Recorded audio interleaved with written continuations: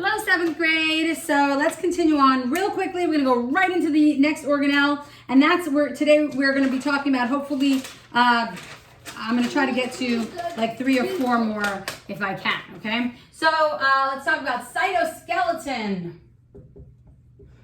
I really hate that I have to go fast, but let's try to get this done. So cytoskeleton, and basically the word skeleton is in there. We know that when we talk about skeleton as far as our own human body, right? We're talking about the bones, that there's this structure that kind of keeps our shape, right? Keeps us able to maintain our shape.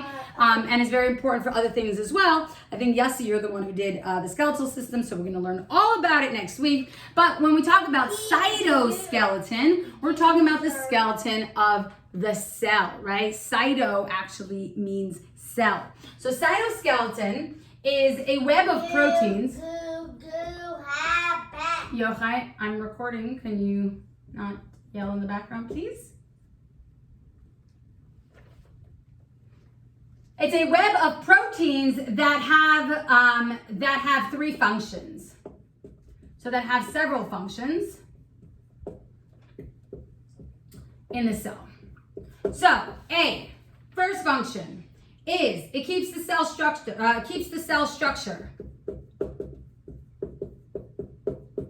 Hey Google, YouTube. It keeps the cell structured, kind of like the skeleton in our bodies, right? It maintains that structure. B, it moves material. It moves materials around the cell. We're going to talk a little bit about materials, things being made, right? And how they're able to move through the cell. It's very, very, very important. And then also it helps to anchor cells to, organelles in place. Okay, so it's very important that organelles kind of like in the cell, things are kind of there, right? We don't want things to kind of be floating around. Think about our bodies, right? Our heart. Imagine if our heart just kind of float around and like ended up like in our legs, right? Or like our lungs just kind of ended up randomly in our arms, right? We don't want things floating around. Things kind of have to stay in place. That's really, really important for the cell as well. So the cytoskeleton actually allows for the anchoring of the different parts of the cell. I'm gonna draw it out real quick. So if I had our cell structure, okay, so let's erase this. So if we had the cell, okay, so we'll just do a quick circle. And by the way, cytoskeleton exists in prokaryotes as well as eukaryotes, plant cells, animal cells, pretty much anywhere. And so it's kind of like we said, this like web structure, right? And they kind of just like exist throughout the cell. It's funny because it kind of is like the skeletal system, but also the muscular system, because it's actually made of the same similar proteins that actually makes up our muscles. And so the cytoskeleton can actually contract. It can allow for movement because of that, okay? And so that's very important function of the cytoskeleton to be able to do that. Okay, I think that's pretty much it. Just on this point A over here, keeping the cell structure. Think about it, if the cell is this kind of ball of jelly, if you think about it, right?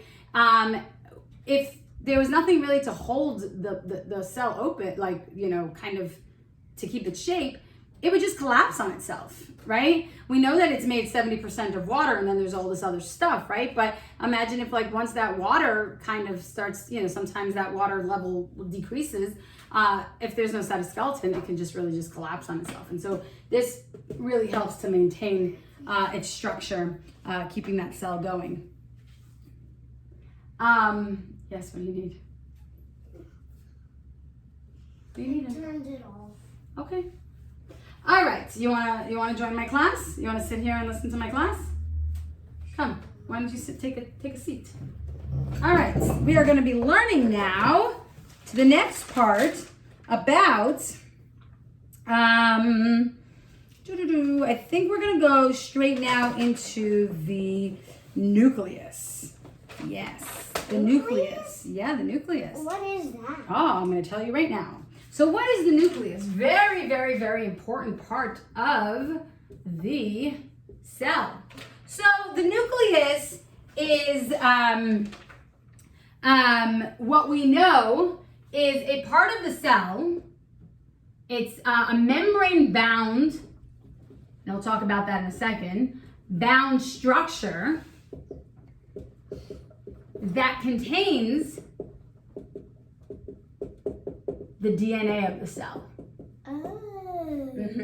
And what is DNA? DNA stands for deoxyribonucleic acid. It's the code that tells the cell how to look and how to function. Very, very important. That's where all that information is stored. It's stored within this nucleus.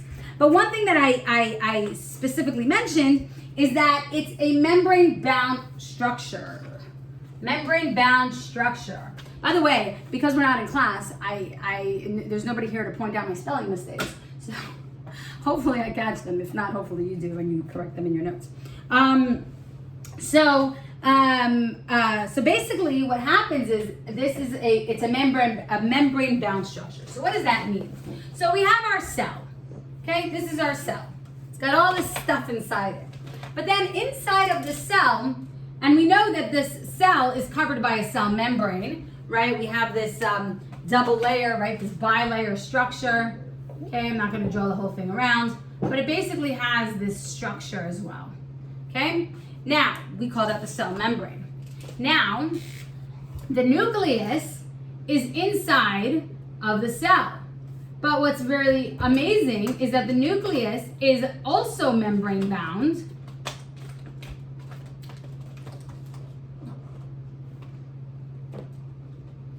It's also membrane bound. I'm gonna draw the whole thing so that you guys see it pretty clearly. I don't have to draw the whole thing for the cell membrane because you kind of have an idea of what it looks like. Okay, so notice how we have our double layer. This is called the nuclear membrane. Also made up of a bilayer of phospholipids. Very important that there's a bilayer, guys, because we talked about how the bilayer prevents the fatty acid tails from it being exposed to the water, and so then it keeps it more stable, right? So we know that this nuclear membrane is going to surround this nucleus. Now, I made these big circles over here. These big circles here, and these are called nuclear pores. The nuclear pores are going to allow for certain things to come in and certain things to come out. It's very specific though. It doesn't really want things to come in, right? Because remember, there's something very, very, very important in here, and that's going to be the DNA, right? The DNA is going to exist within the space. That says DNA. And the DNA is going to exist within the space, and so we don't want that things can come in and damage it. And by the way, that's how viruses work. They come in and they actually take over our nucleus, right? This is like the brain of the cell. It kind of takes over, and then it uses our DNA, right, to manufacture its own code. Because it'll basically interject its own DNA and use our parts to be able to manufacture its own code, and that starts in the nucleus. I was actually hoping to get to a video about this, and maybe we will next week. So this nuclear membrane, what happens is we want certain things to be able to come in, and we also want certain things to be able to come out, and we're going to talk about that in a second. So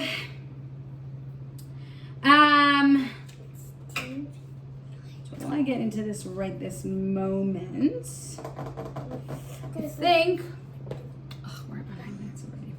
All right, I think we'll just leave it here until we finish all the other parts, and then I'll get into actual protein synthesis and how the nucleus and all the other organelles that are involved in protein synthesis, how it works. But right now we're just kind of learning the structure. All right, so now that we have this structure, wow, cool. There's something else that we want to talk about, and I'm going to kind of keep this up over here. there's an organelle called the ribosomes. Trouble. Ribosomes are, it's the organelle, it's the structure that makes proteins. Remember we talked about proteins earlier when we talked about nutrients, right? And we said that proteins are very, very important because they're the workers of the cells. But when we actually we eat the proteins, right? But then our bodies break it down into amino acids, into the 20 different amino acids that exist, right? Well, then what happens is the ribosomes will take those amino acids and actually produce new proteins that are actually helpful to our cells, right? Our cells are going to need very specific proteins. And so the ribosomes, that's going to be its job, is to take the amino acids. So it takes the amino acids to build proteins. Proteins could be like enzymes, right? So we need like certain enzymes, right? We know they're the workers of the cell. So it could be enzymes, it could be various other things. I mean, pretty much anything, right? Cytoskeleton, for instance, is made up of proteins, right? So it would be the ribosomes that actually make those proteins. Ribosomes are the smallest organelle. They are represented as dots. By the way, they could be found pretty much anywhere in the cell, and there's lots of ribosomes. They're tiny. Prokaryotes, like bacteria, have ribosomes as well. And so they don't have most other organelles, but they do have ribosomes because they have to be able to make proteins, okay? So they're found kind of freely in the cytoplasm. Cytoplasm is kind of that space inside of the cell. They are attached to other organelles, or they're kind of roaming free. The organelle we're going to talk about tomorrow is the endoplasmic reticulum. I'm just going to draw it out real quick.